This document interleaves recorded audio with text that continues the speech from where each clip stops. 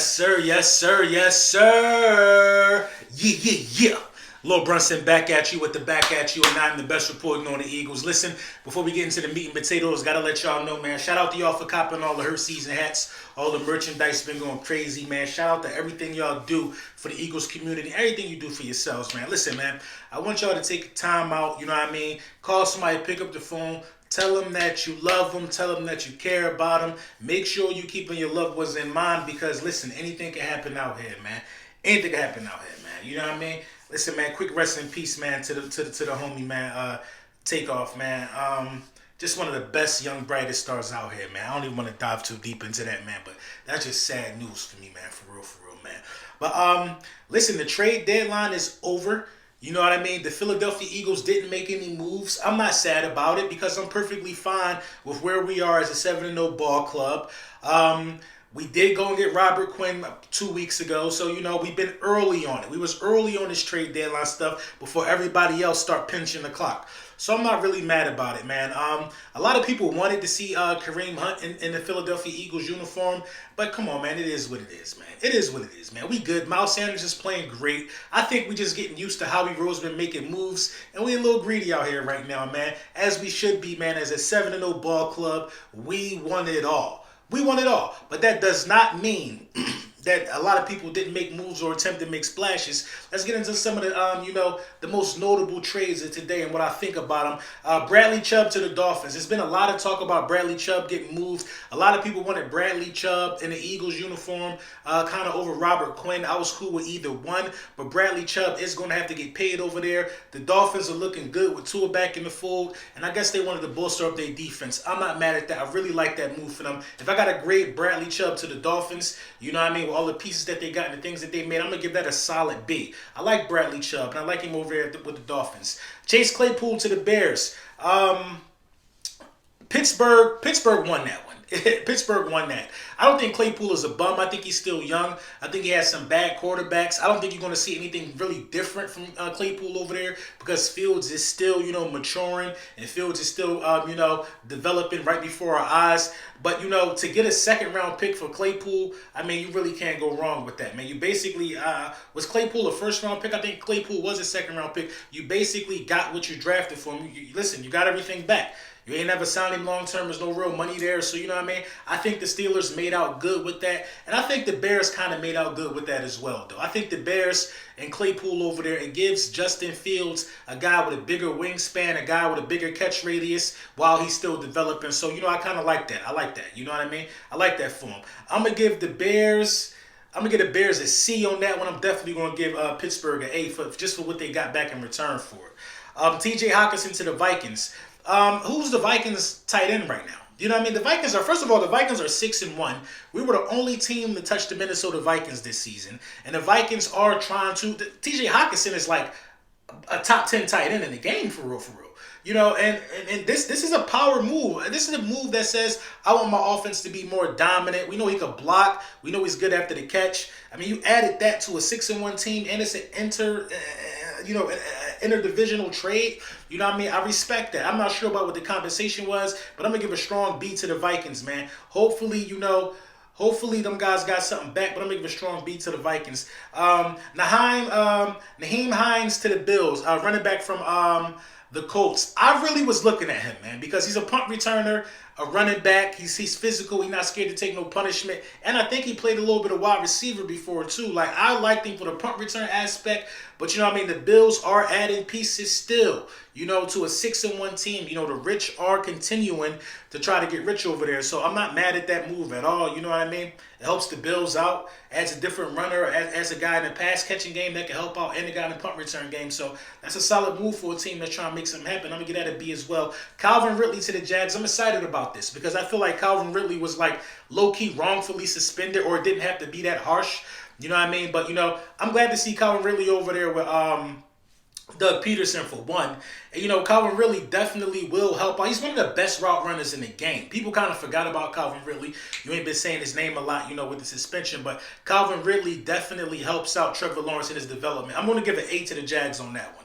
Jeff Wilson to the Dolphins. I ain't mad at it, man. The Dolphins are continuing to add pieces. I'm going to give that a C.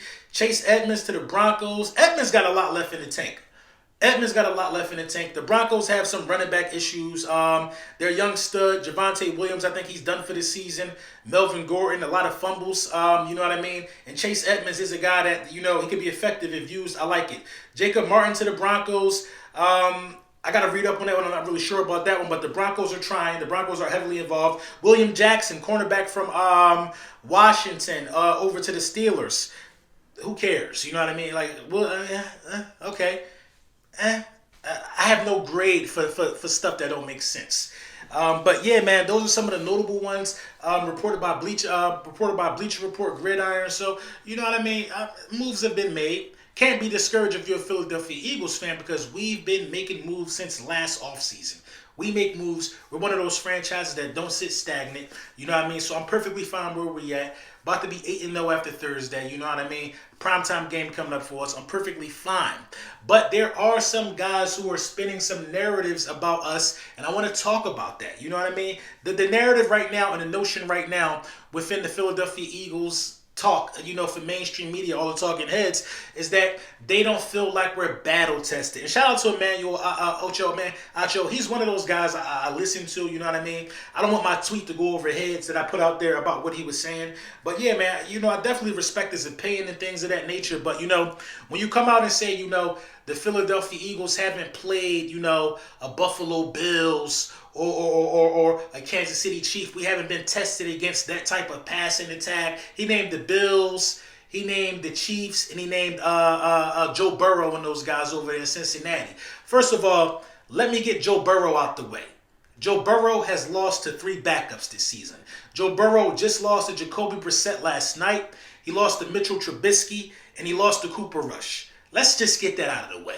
If you think that we can't beat, if you think Joe Burrow should be the measuring stick for testing the 7-0 Philadelphia Eagles, then I think you're just looking for something to talk for.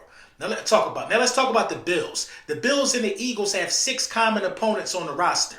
6 common opponents. I think the Bills' schedule, they really haven't played anybody for real.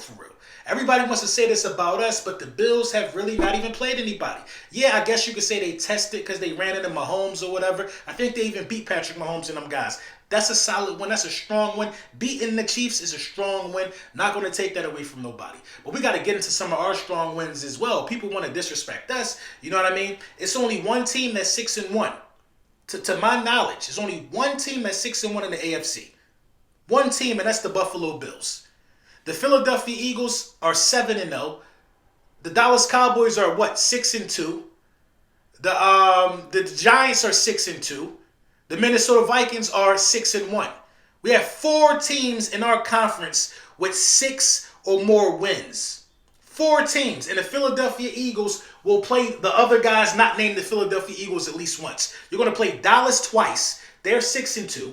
You're going to play the Giants twice. They're 6-2, and you already put the kibosh on the goddamn Vikings. So let's get that out of the way. You know what I mean? Going into the season, a lot of people said the schedule was easy. But now when you look at the opponents and how they've matured and how they've gotten better since the schedule has come out, the Philadelphia Eagles schedule is not that easy. Not that easy. Not that easy. You know what I mean? And it's like, what more do we got to do? You named that, you know, we haven't been tested against the Bills. You want to say we ain't been tested against the Chiefs or the Bengals. Well, newsflash. Those guys play in the AFC. You don't even play those guys a lot. It's not, you don't play those guys a lot. Like, well, come on. We're in the NFC. Why isn't the conversation being, you know, curated to say things like, why are the Buccaneers so trash? What happened to Tom Brady? That should be more of a story based upon who we play. We don't pick the schedule. What happened to the Rams? What happened to these guys? These were the guys that were looked at as the gatekeepers of the NFC. They're not. They're not. We're in the best division in football, and you're going to tell me we ain't play nobody. It don't make no sense. I think it's a lazy excuse. You know what I mean? I think it's just something to say. You know what I mean? I'm not really taking too much into account about that. You know what I mean? The 72 Dolphins was just at the Dolphins game, the last Dolphins game, if I got this right. Tua was shaking their hand and all that, whatever game that was. Nobody talks about who they play. They have one of the worst, one of the easiest schedules in NFL history on the road to going undefeated. Nobody cares about that. All they care about is that they were undefeated. If this team goes on to win 16 games or something like that, all everybody is going to care about is that we did it. You're talking about a team that has won 10 straight regular season games.